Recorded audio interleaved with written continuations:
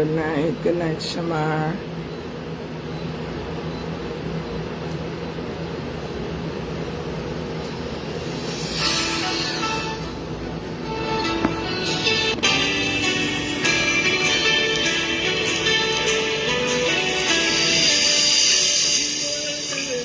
Through my desert, a secret stream beneath the ground. When I was dry, you spoke a promise, and every word came raining down.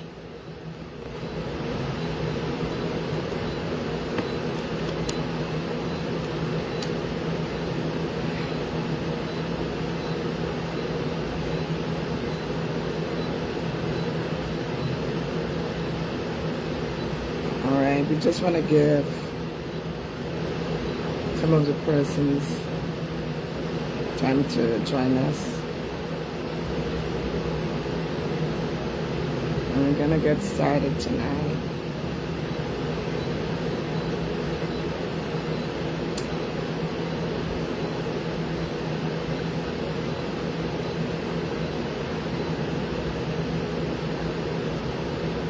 Good night, my brother Bert Simpson. Good night to you. And happy birthday, Brother Bert. God bless you.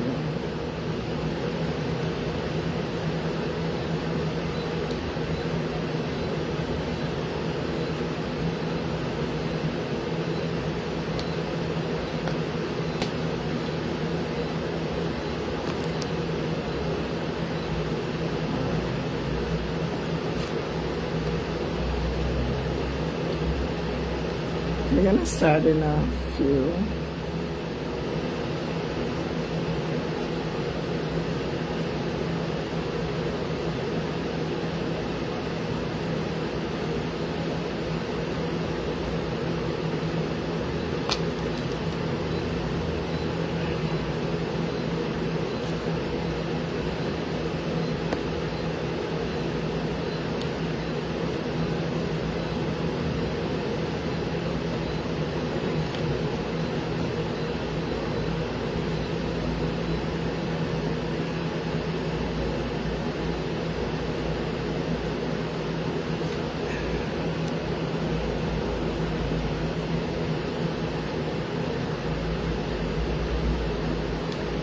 All right, so I'm so grateful to be here again, and to all the persons who normally join this live, who normally share this live. I'm so grateful to God for each and every one of you for being here every Tuesday as we choose to utilize this forum to help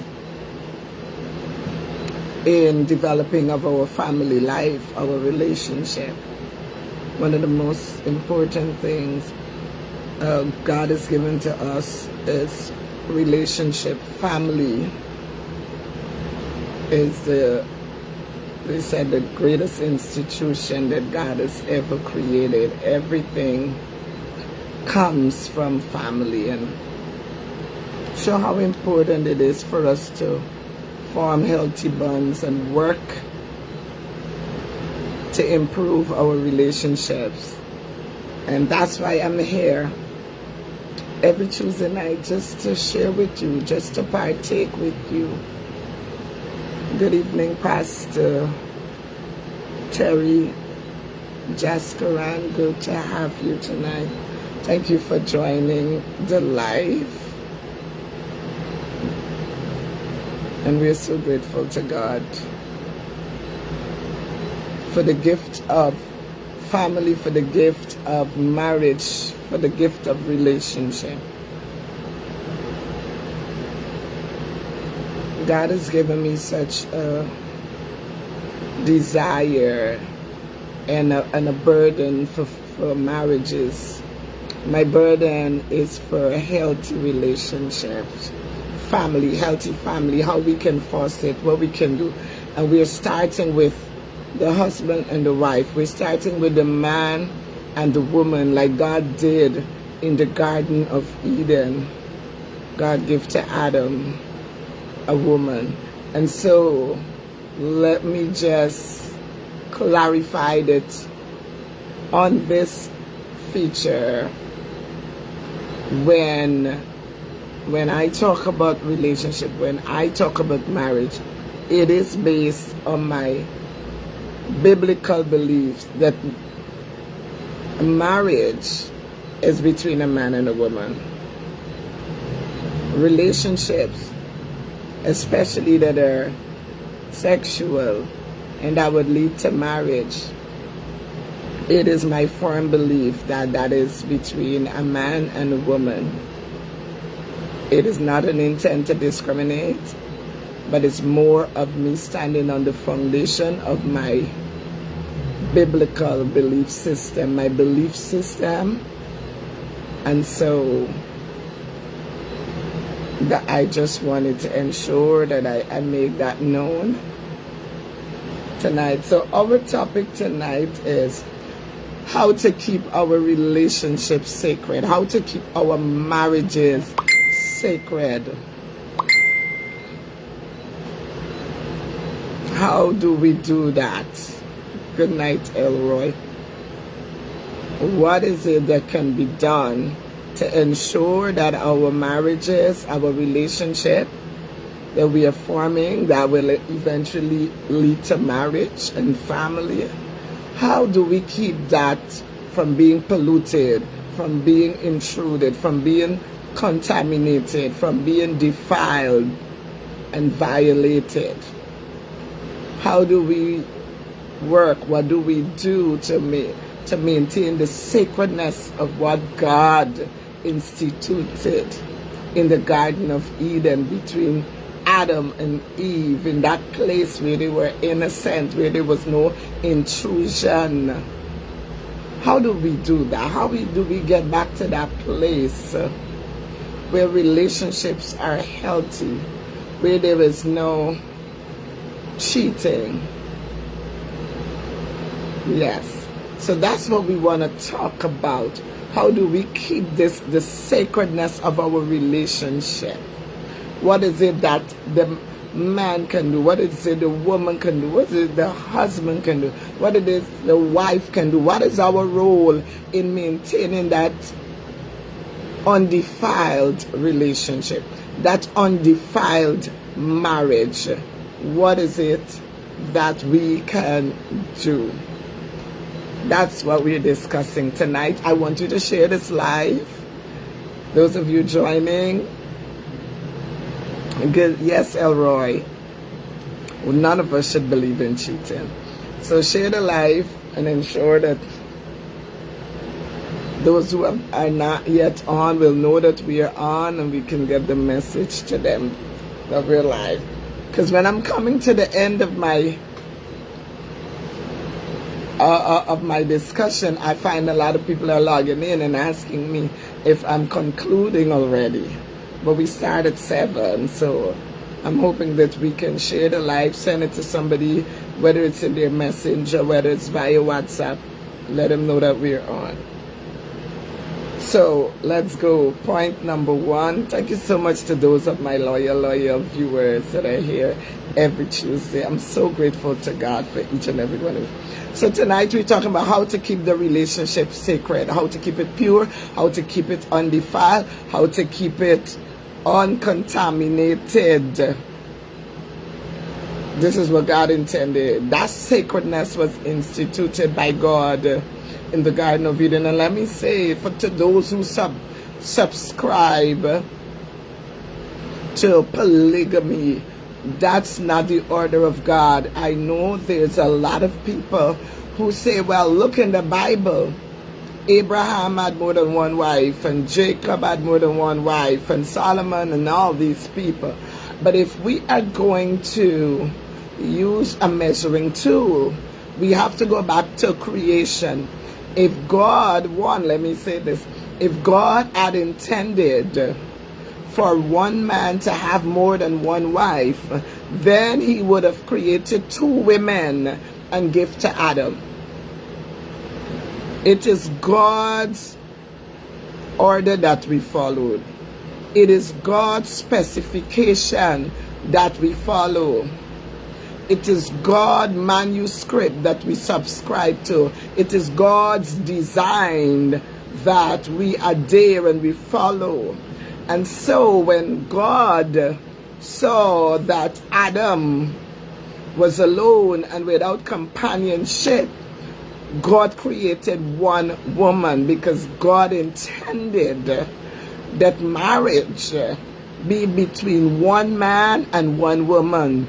God never intended. I know you saw Solomon and David and Abraham, but you look at their lives. Look what happened when these men took more than one wives. Look at how Solomon turned to idolatry. Look at all the chaos. Look at Abraham, the chaos that was there when Abraham had Hagar took her. But we have to look at the chaos between Jacob with Leah and Rachel. And so even though God might have permitted them to do it, that was not God's perfect will. So I just want to clarify that God's perfect will, it was one man, one woman. He created that design in the Garden of Eden so that we could follow that.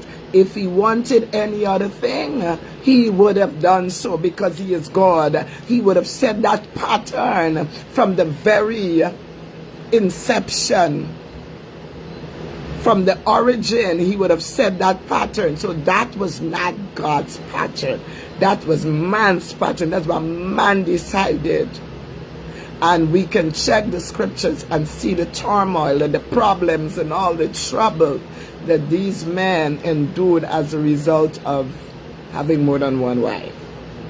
So I just want to clear that up before I go into my discussion per se.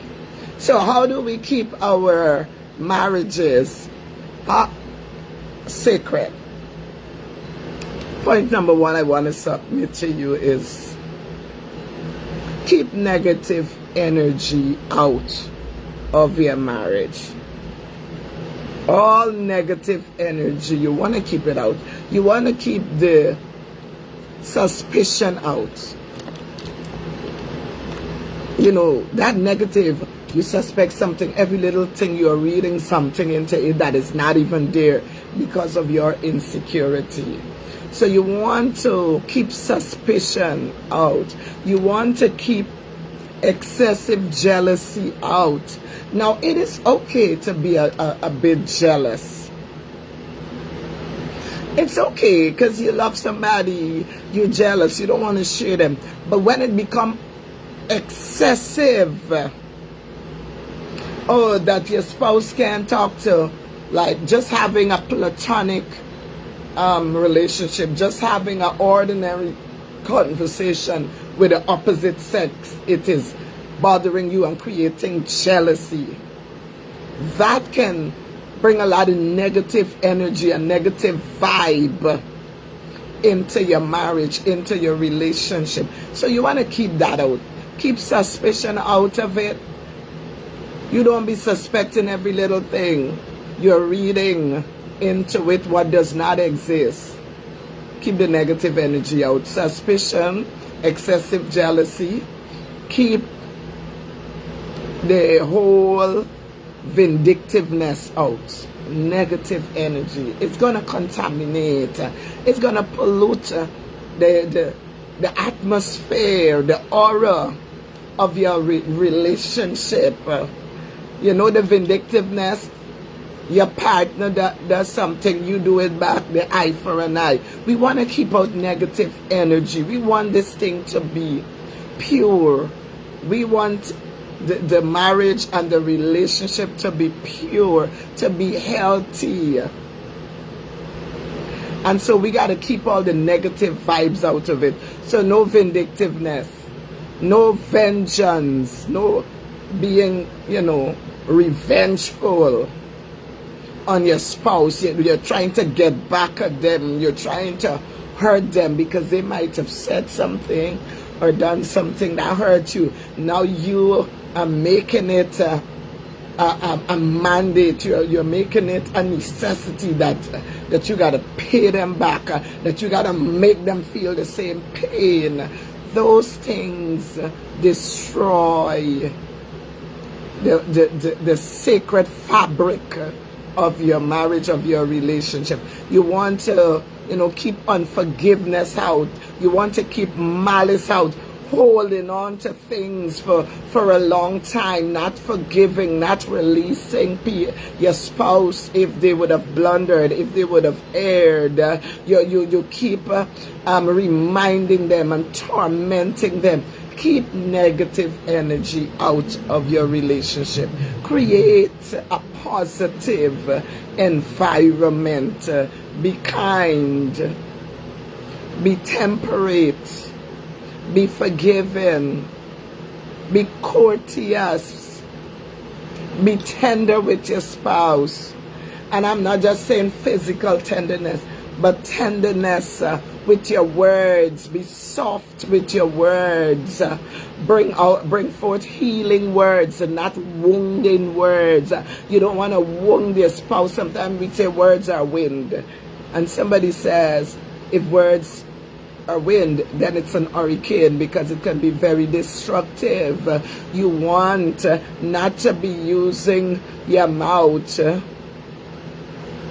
destroy, to say things, to utter wishes on your spouse, and curses and placing curses on your spouse, wishing them bad, wishing them their downfall, speaking about them in a derogatory manner. You want to keep that out.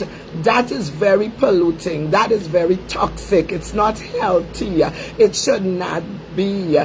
Your relationship, I want you to always see your relationship as sacred. The Bible tells us in Ecclesiastes 4 that a 3-cord string is not easily broken. That 3-cord, that is the husband, the wife, and God. And wherever, if God is in the relationship, if God is in the marriage, God is a sacred God. God is a pure God. He's undefiled. He's uncontaminated. If God is in this thing, then it is sacred. And therefore, husbands and wives need to work on maintaining this sacredness where the presence of God is able to dwell and abide with you both. And the Holy Spirit can be there to help you. So you want to keep all the negativity out. So keep the suspicions out, keep the malice out, keep the revenge out, keep the excessive jealousy out, keep these things out of your marriage. Evil wishes and utterances, don't let it be part of your marriage. Don't give room to it. Don't let it be part of your relationship. Point number 2, keep people who are intrusive and disruptive out of your relationship. Keep these people who are intrusive and disruptive. Keep the busybodies out of your marriage. Keep the people that always have a negative thing to say about your spouse. Keep them out. Keep the people that like to be in your business, to know it, to take it to somebody. Keep those kind of disruptive people. People who are working against your relationship and not working to help you to build your relationship. You know those kinds of persons. Those kind of person who put foolishness in your head. The people going to come and tell you, don't trust no man, you don't trust no woman. You want to keep that out. When you are in a relationship, there must be trust. You want to keep the people who say things like, all men are dogs. Keep them out of your relationship. Keep Those disruptive people, when they step in, matters get worse. It escalates. They add fuel to the fire. You and your spouse might have a little disagreement. From the time they come in, everything multiply. The negativity multiply. You want to keep those persons who don't have your best interest or your spouse's best interest at heart. Keep them out of your marriage. Keep them out of your relationship. You don't ask for their help. And if they invite themselves in, you do not welcome them. Whether they be family, whether they be friends, whether they be colleagues, you want to keep them out. People who themselves don't have healthy relationship, and they cannot help you because they themselves need help, but they're busybody. They're in. They want to be in. They want to know what happened, and when they are in, everything gets worse. Those persons, you want to avoid them. Keep them far. As the older folks tells us, feed them with a long spoon. You don't want to invite them into your personal matters. You don't want to invite them into the, those sensitive issues that you might be discussing. You don't want them to be privy of certain things because they are not people who are firefighters. They don't put out the fire. They are fire starters. They start the fire. They add to the fire. You don't want them. Keep them out of your relationship. You want to avoid, to keep your relationship and your marriage sacred, you want to avoid confiding in the opposite sex. Especially when you are having personal issues, sensitive issues, and then, your spouse might have done something. Your spouse might, let's say, your spouse is not, let's say your spouse is falling short financially. The husband might be falling short financially. You don't go confiding in a man in the workplace, your friend. You don't go confiding in your ex-boyfriend or your ex-husband, or your ex-girlfriend or your ex-wife. Whatever issues that you're having that are sensitive, you gotta be very careful in going to the opposite sex and pouring your heart out to them and telling them your problem and finding a shoulder to lean on in the opposite sex. You gotta be careful. Now, I'm not saying that everybody is the same thing, but I want you to know that when you are having issues in your marriage, in your relationship, and you are emotionally volatile, you're the emotion, you're in this place where your emotions are not stable. You're looking for comfort. You're looking for somebody to console you. You're looking for somebody to comfort you, and you start pouring that into a man if you're a woman, or pouring that into a woman if you're a man. That can be an opening, because now that person and you are exchanging emotion. All that you are feeling, you are releasing that to that person. Now, if that person is not mature, if that person also is hurting in their relationship and they're looking for a comfort, now the two of you will begin to bond over that pain, that trauma, and that can be very much destructive if there's no emotional maturity. Because now both of you, that person that you're confiding in, her husband giving her health, your wife is giving you trouble, and now y'all start bonding and y'all start sharing deep things, and y'all start comforting one another, and all of a sudden you're developing emotional connections. Emotional ties are being built, and every little thing y'all keep running to each other, and y'all hugging, and y'all holding hands, and y'all are talking with all of these nice talk. And that's how what you don't want to happen can develop. So you have to be careful. Avoid that. If you're going to talk to the opposite sex, you have to talk to someone who is very much in control of themselves, someone who has no interest in you, someone who can be trusted, that even though you are vulnerable, to not exploit your vulnerability. So don't do it. Don't do it. If you, let's say you have a good friend, and let's say you're a woman. Your good friend is a male. You know, some people have male best friend, and then you want to talk to your male best friend about issues in your marriage or your relationship. If your best friend have a wife, it's better to allow that person to be there. Or if they have a girlfriend, because you got to put some boundaries.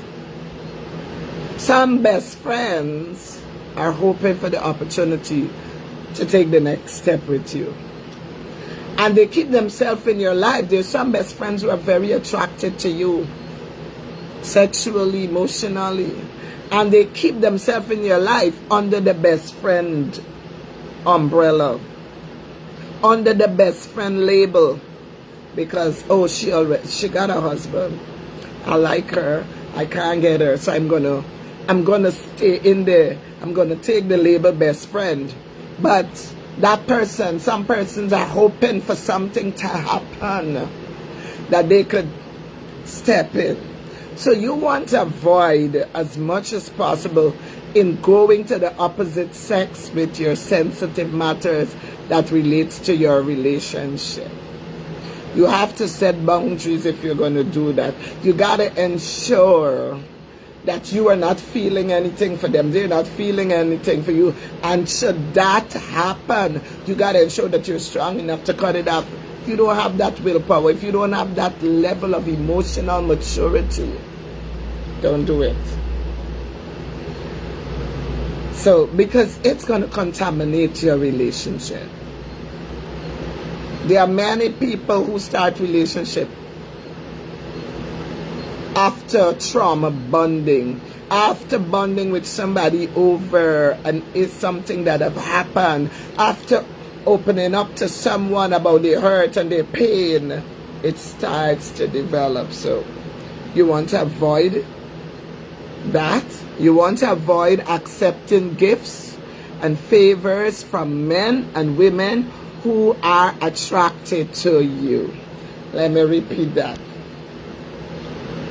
Avoid accepting gifts and favors from men and women who are attracted to you.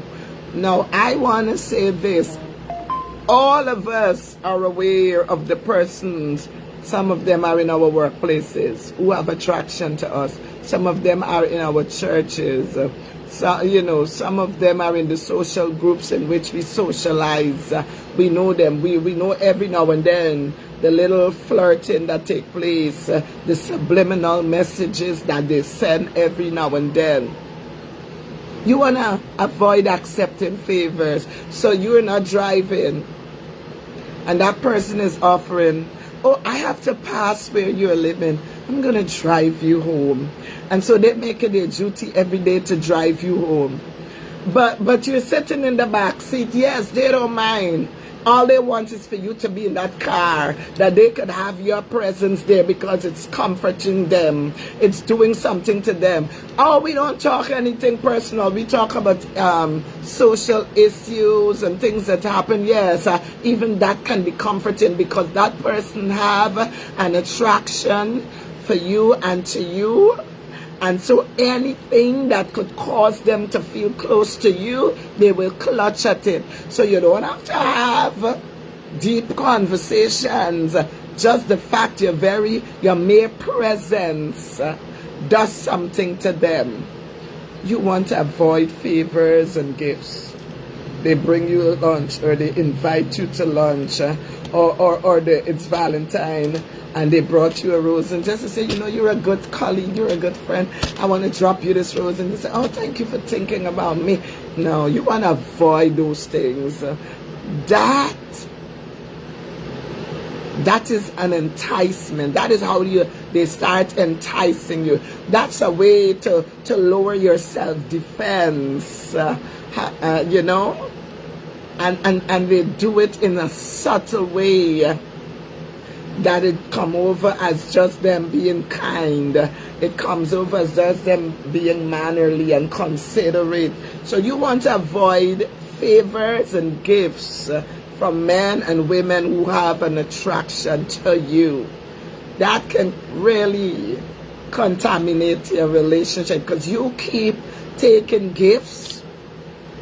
One of the things about women, especially being a woman, I can tell you, when women start accepting gifts and favors from a man, that woman tends to feel obligated to that man or that woman. Good night, Raquel. Good to have you. Yeah, I know you guys, some of you, your time is 1 hour behind us. I understand. So you want to avoid that. You want to avoid the offers. Thank you, but no thank you. If you continue to take gifts, if you continue to accept their offers that they're volunteering, and the thing is, you wouldn't have to ask for it. They will volunteer their time to you. They will volunteer their service to you. They will volunteer it. You wouldn't have to go looking for it. They will communicate it. They will tell you if you ever need somebody to do this, I am here, you know, whatever.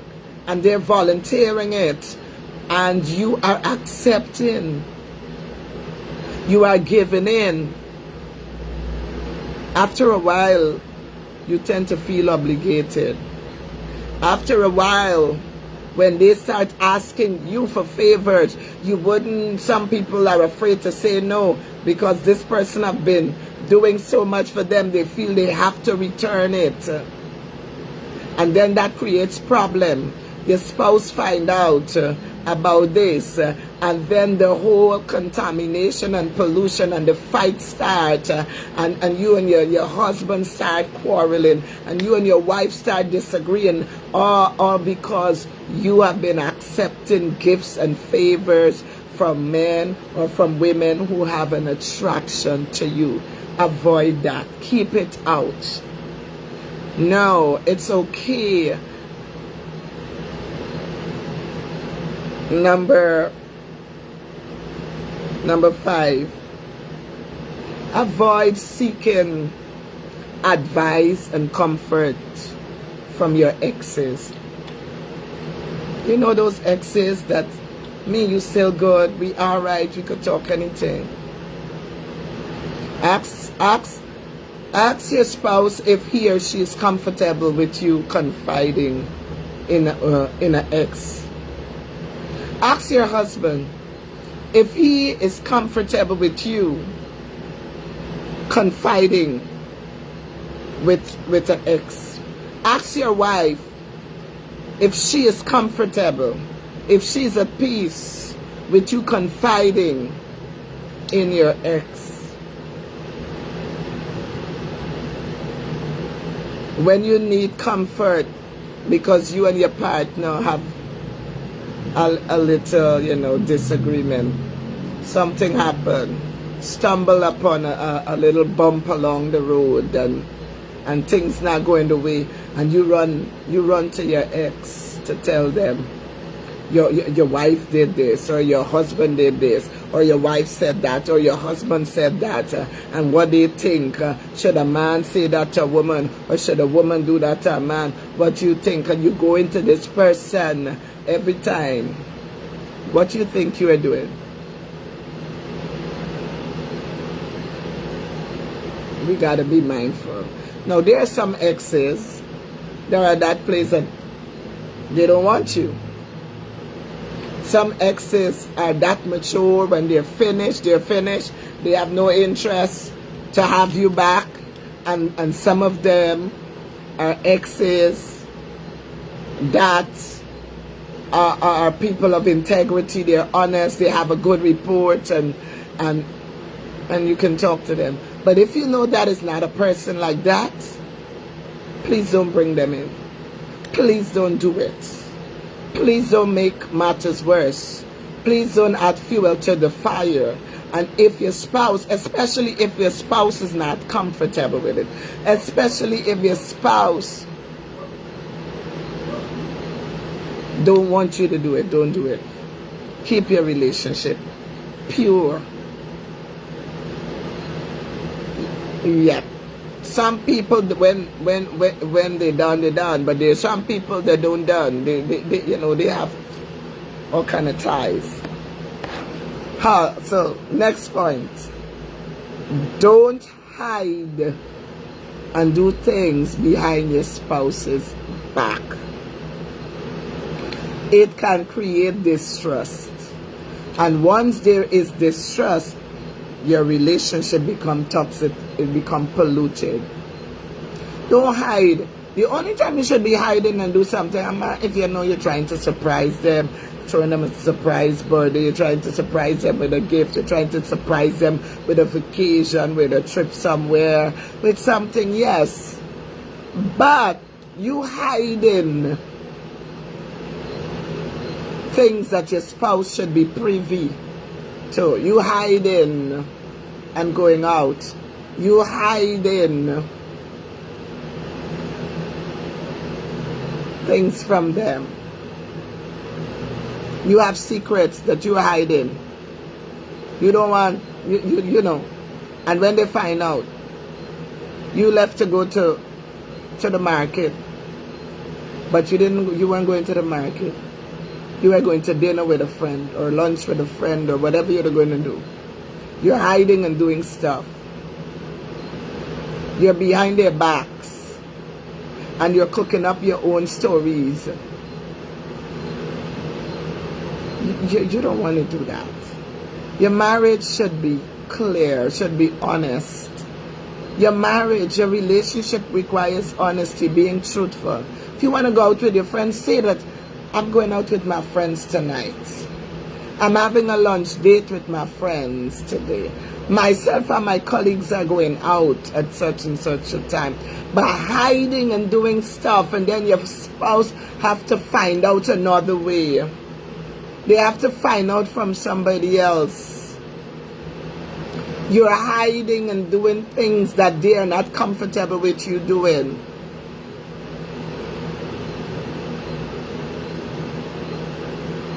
I said, but I don't have to tell them everything. Accountability is big. Why? Yes, when you get married, why are you hiding things from your spouse?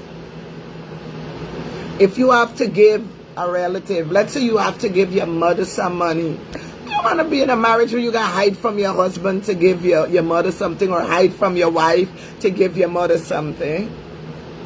You should have the kind of relationship that you can say, listen, I give him my I drop off a race for mommy today or whatever. It should be like that.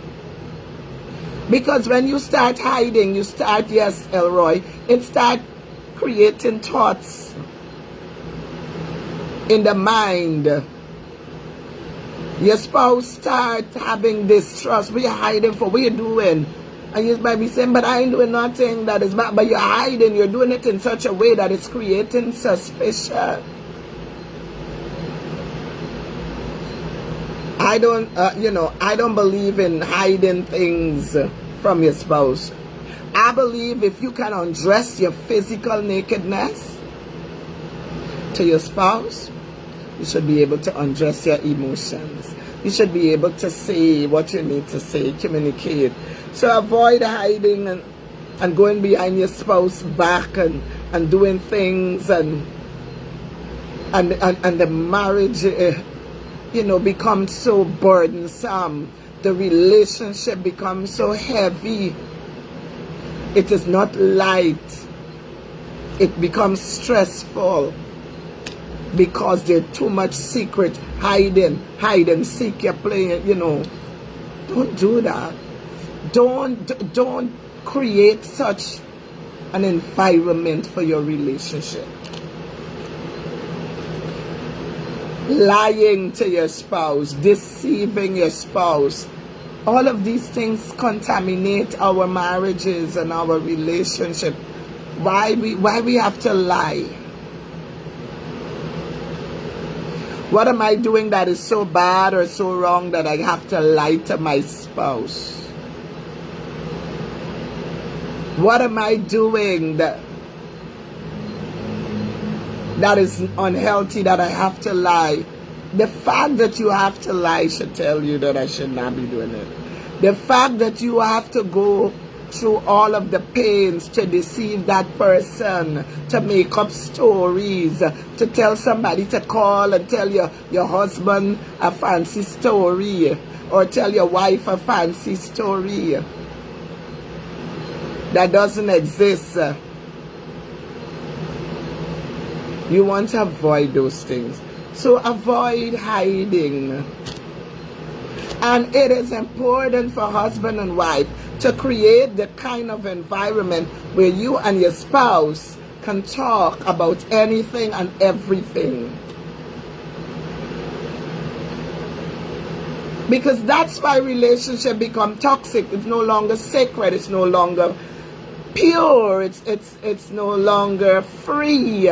There is no openness. You can't be candid. So you want to have relationship that you can discuss anything. If you're gonna lie, girl, you remember that thing, right? Yes. If you're gonna lie, then lie together, but don't lie to each other. I said that to my daughter and her husband when they got married in September. If you're gonna cheat, cheat death. If you're gonna steal from each other, steal each other's heart every day. And if you're gonna lie, lie in each other's arms every day, every night.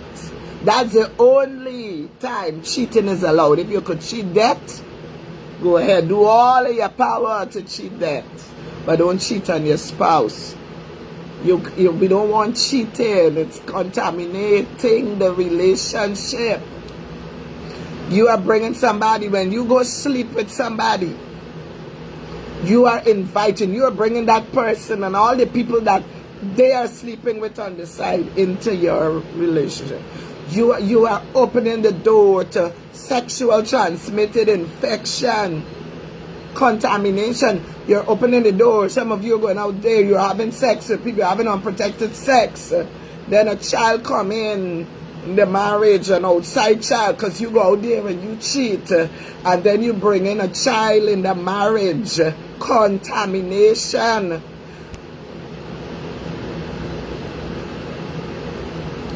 So we have to be careful. Those of you that are not yet married, you are getting early. You're getting information before. And then you want your wife and your husband to accept this child. To accept this child with this other woman or this other man. Yeah, I don't know what is it. What is it that makes people want to have sex with a multiplicity of persons at the same time? That's why we have women who don't know who's the baby father. These are the troubles that we have. God didn't intend for us to have it if we follow God's guideline. No woman should have to wonder who's her baby father, who she got pregnant for.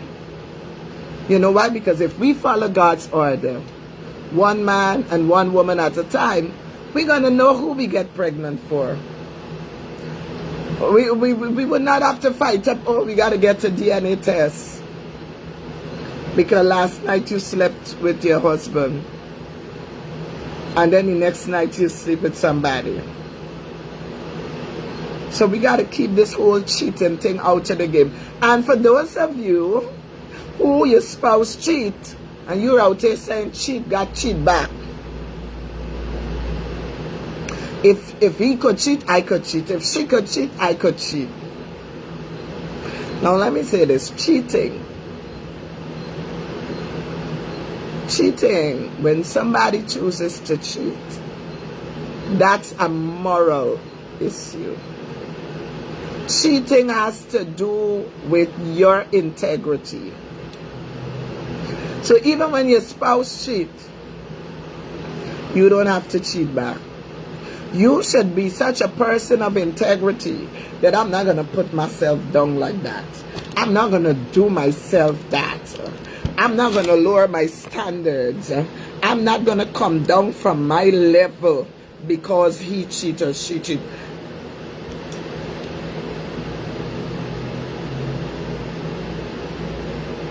So, you know, you don't go there. You do, because they go low, you go lower. No.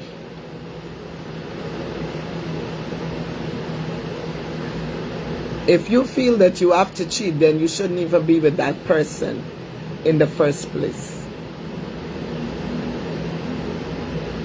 So we have to be careful. So no cheating. Avoid giving your phone numbers and contact information to people who have interest in you. So you're married and you go out tonight with your girlfriends and you're looking nice and you're smelling nice and you're well made up and then you meet somebody at the bar or you meet somebody where you went to dinner or you meet somebody wherever you went to the club or you meet somebody on the bus or you meet somebody on the train, whatever is your mode of transportation. And this person start complimenting you and asks for your number, knowing that you are married, knowing you have a husband, knowing you have a wife, knowing that you're in a serious relationship, you're engaged, know that you're dating someone and you're in a steady relationship and you are giving them your contact details, you're giving them your phone number to text you, you're giving them your email to email you. Why are you doing that? Why are you creating room for trouble? If you're a married woman or a married man and you go out and somebody is showing themselves at you, you're giving them your Facebook name, you're giving them your Instagram name, and that they could DM you and they could text you on Facebook and your number for the WhatsApp you and they could FaceTime you. Why are we doing these things? Half of the problem we have in marriages and relationships, all the domestic violence that we are seeing, beloved, they can be avoided if we do what we ought to do, if we follow the principles, if we follow the guidelines. So you give them, you know, your Facebook name, you give them your Instagram name, where to follow you on Instagram. You give them your phone number, and you know you got your husband, you know you got your wife. What are you going to talk about with this person?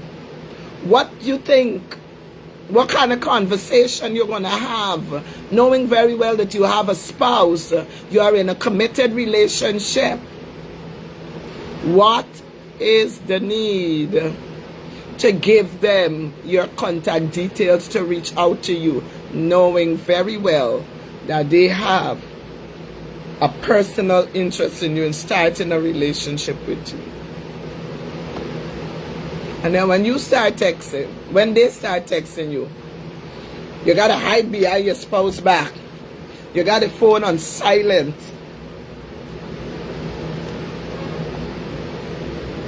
You got the phone on silent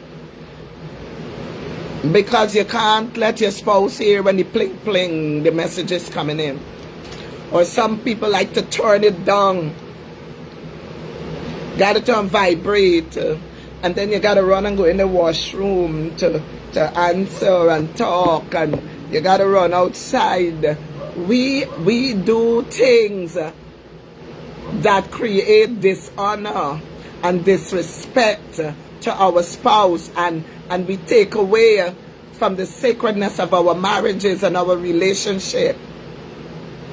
And the relationship become tainted. It become distasteful by our actions. And say, I give him a number, but I didn't expect him to text me the message. So, you know, when you give your contact details to someone who you know has an interest in you, and next thing you know in the morning, good morning, babes. Good morning, sweetheart. Good night, love.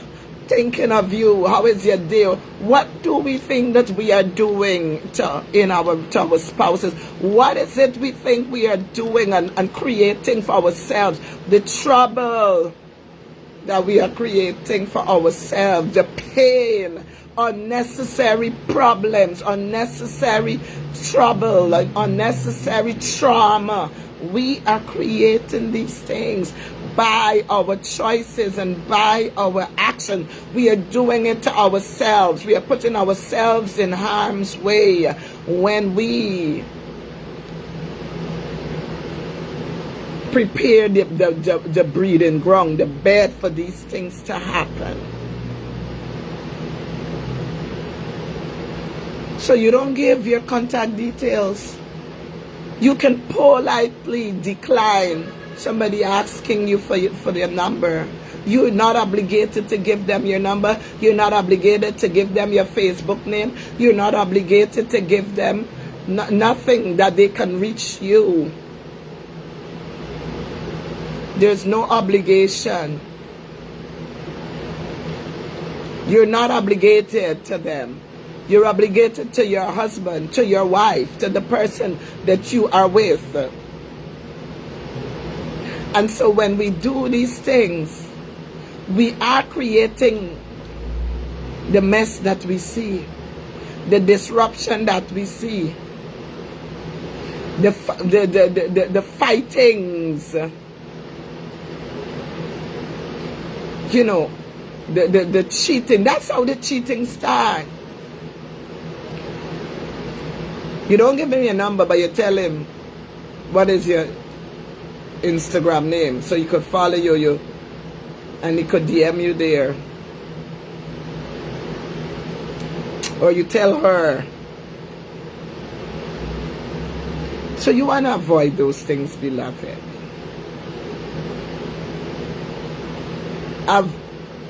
And if peradventure, beloved, peradventure some man or some woman maybe access your phone number, maybe from a relative, maybe from a colleague, or some mutual person, because some people, you know, we might know people and you ask, and they ask and they give you, and they start texting you. You need to shut it down. Shut it down. Shut it down. No. Block some people. Delete some people. You don't have to give access to them. They don't have to have access to you. Don't be sending suggestive messages and photos to the opposite sex. There are some people, can be a colleague, could be a boss at work, could be somebody that you have to communicate with based on your you know, your portfolio, based on what you do. You want to keep those messages professional as possible. So there's no pet talk in your messages. So if somebody is saying good morning babe, you want to say to that person, kindly refer to me as Mrs. So or Mr. So. You don't be having these seductive messages. You know, keep all the sweetheart out of it. Keep all the love, the hun. You know, we are in a culture now, everybody is babe and love and hun. And some people they can take that too far. So you want to keep it as professional as possible. Mr. and Mrs. Sir or Madam. Don't go into all the nice talk, all the pep talk. Don't be sending photos. You're married. And a man is asking you, send me a photo, let's see how you look tonight. Hey! Or a woman, send me a photo, let me see you. Why you need to do that? What is the reason? Why my look is important to you? You know, you send it, you know, you don't have to do that. Don't be sending your photos to people. Don't do it.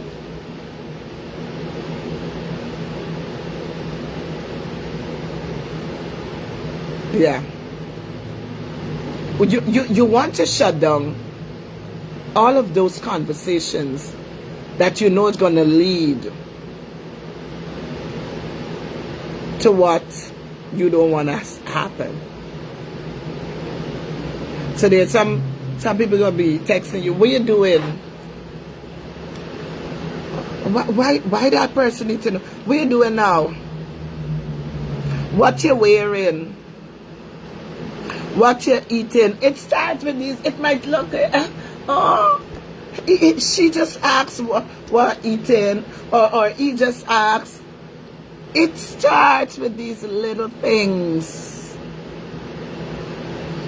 The old folks say a stitch in time saves 9.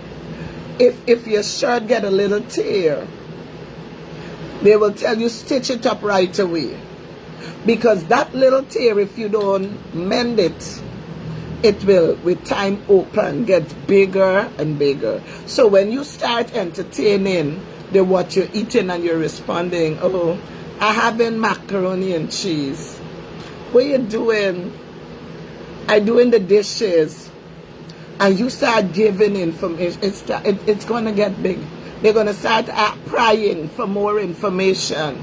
And it's going to move to other things. They don't need to be interested in what you're wearing, what you're looking like. They don't need to have that. And this is not just happening to women. Men are under this pressure too. Women today are bold. Women are making their move. Women are telling men, I want you. I you know, you could get me whenever you want.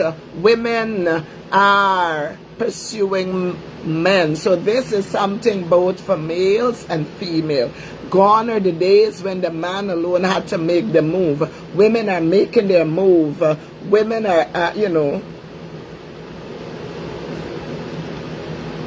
they are stating their claims. And so it's important. Both the man and the woman have a responsibility to close all doors. Anything that is going to give people access to you. You end the relationship, you're no longer with that person, you're no longer. You don't have to entertain them. You don't have to appease their feelings. The only person you need to appease their feelings is your spouse.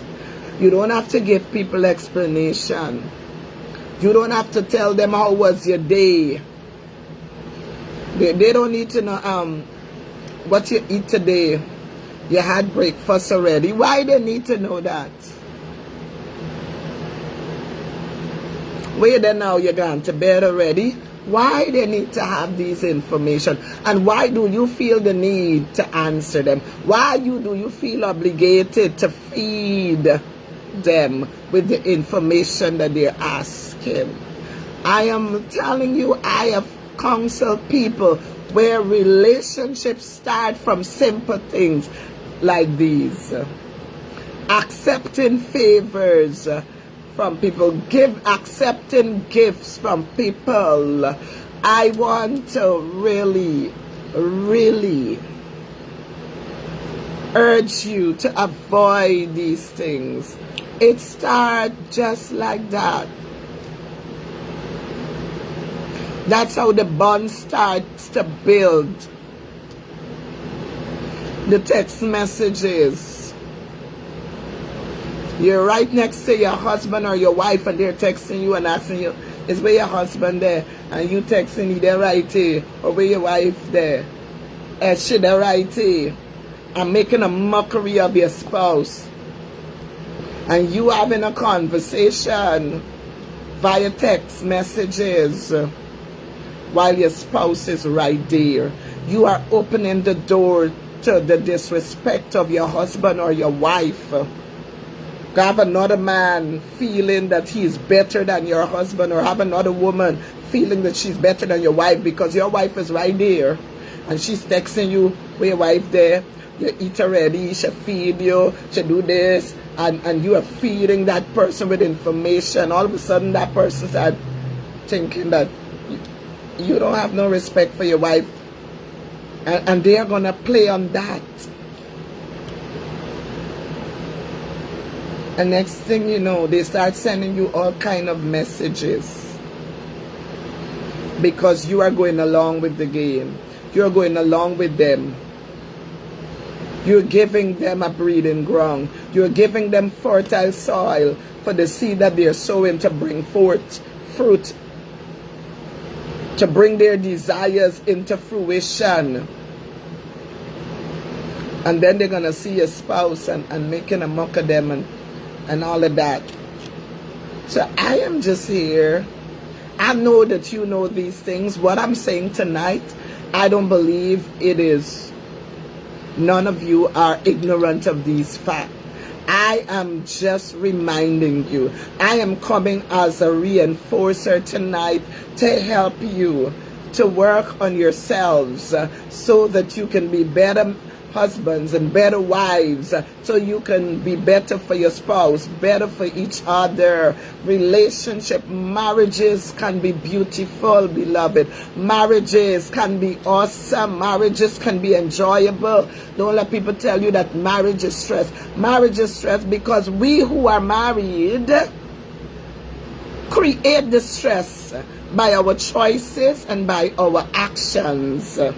It is our doing that brings the stress. Marriages are not hard. We make it hard. We choose to deviate from the principles, from the guidelines of our relationship. We choose to step out of the boundaries that are set in our relationship.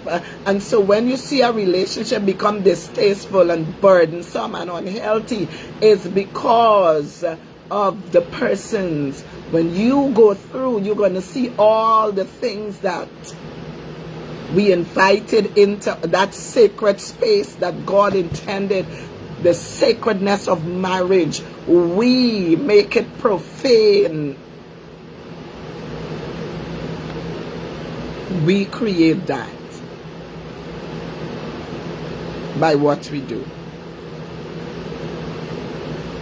And all of a sudden, The man start despising the woman start despising the man. All of a sudden, when we invite these unhealthy behaviors, when we invite the lies, when we invite the deception in, all of a sudden we start despising, we become uncaring to our spouse. We become beasts to them. We start talking to them anyhow. We start dishonoring them. We start defiling them. We start defiling the sacredness. So I'm just here to remind you that you have a responsibility to yourself and to your spouse to do everything that is upright and legal and just and true and that is of a good report. You have that responsibility to do that, to sustain your marriage, to sustain the purity of it, to not allow people into it. Don't allow individuals in. Some people are just staying together right now. The relationship has become so profane. It has become so dark. It has become so unhealthy that the only reason why some husbands and wives are still together is because of their investment, what they have invested that they don't want to lose. The properties, the businesses, those are the reasons why some people are still together. Because the marriage bed has been defiled, because we have invited third parties into our marriages. We have maltreated our spouse. We have dishonored them. And there is no willingness to change and to reconcile. And so we are functional. We are doing things. Wives are cooking. Husbands are there. They're bringing home the money. But there is no sweet fellowship between that husband and that wife. That is not what God intended.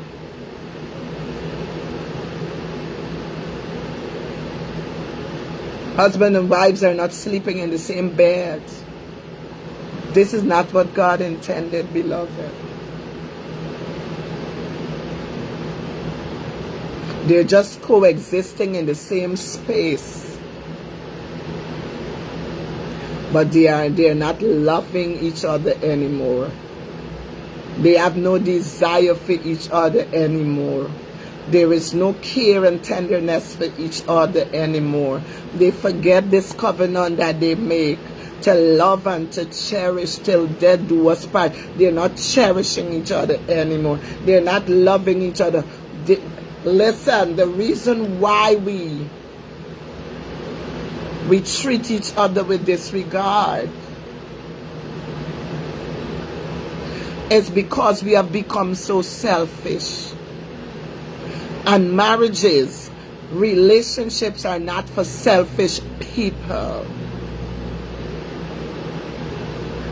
We are so self-absorbed that we are not seeing and hearing our partner anymore.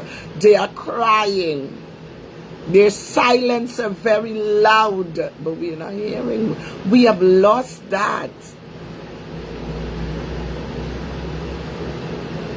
We have become a sterile kind of people. We are nonchalant in our relationship. I am here every Tuesday, beloved, because I hear stories that break my heart. And these things can be avoided if husbands and wives are intentional about loving one another, if husbands and wives are intentional about honoring one another, if husbands and wives are intentional about caring for each other, if husbands and wives are intentional about treating each other well, husbands or wives are intentional about doing their part, rendering due benevolence to their spouse, I am telling you, it's not like if you're not going to have challenges. But if you are intentional about your spouse, about your marriage, about the vows you have made, about each other, man, you're going to work through it and you're going to get through it. You're going to be willing to make the sacrifice. You're going to be willing to stay committed. You're going to commit to this process. And I am beckoning tonight to somebody. If you have stepped out of your marriage and the sacredness, it has become desecrated, you have caused that sacredness to be removed, I want to also say that there can be redemption. There can be restoration. The change can be made. You can turn a different page. You can seek the forgiveness of your spouse. You can go get counseling. You can do what has to be done. Find a way to reconnect and rebuild the trust. Work on it, beloved. If both of you are committed, it can be done. So I'm hoping tonight that I have said something that is helpful to someone, to maybe a husband, a wife. Some of you are not yet married, you're engaged, you are dating to get married. These messages, this information is better for those of you that are not yet married, because it's now a preventative. But for those of you who are married, this can be curative.